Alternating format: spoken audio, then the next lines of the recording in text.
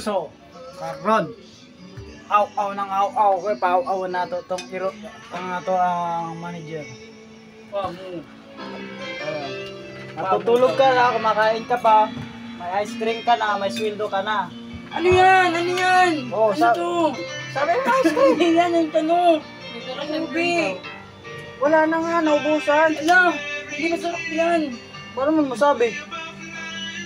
Nakakabo nga yan eh. Reklamo, reklamador pa oh.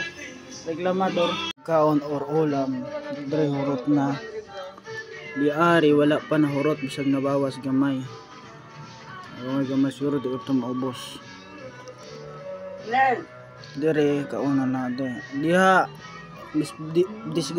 pagkaon grasya karon na disgrasya malabay na. Tag basurahan. Ang dili mahurot, di niya masarap. Mahurot sa giluto na lami kayo. Busog na kayo. So kautan ra ginakaon nato. Utan lang para sustansya sa tiyan. Wala ray kanon wala pa kan. Wala kanon. Layoy basta utan lang. Wala kanon o rice.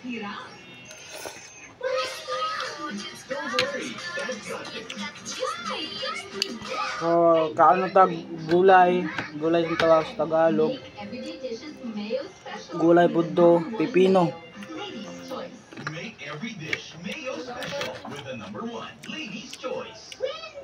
Pati luya, pati sibulyon, pati ahos, kamates, kauna na to. Gulay la, mga utan lang imumukbang na ako.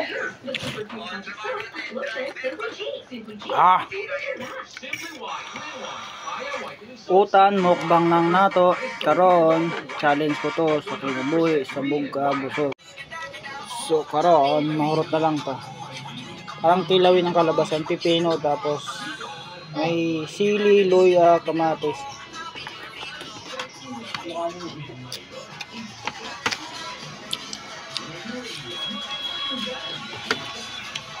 Yun na lang. Pipino. Mumukbang ko. Wala ikaw kanon. Parang ganyan nyo. Ayaw to. Wala kanon.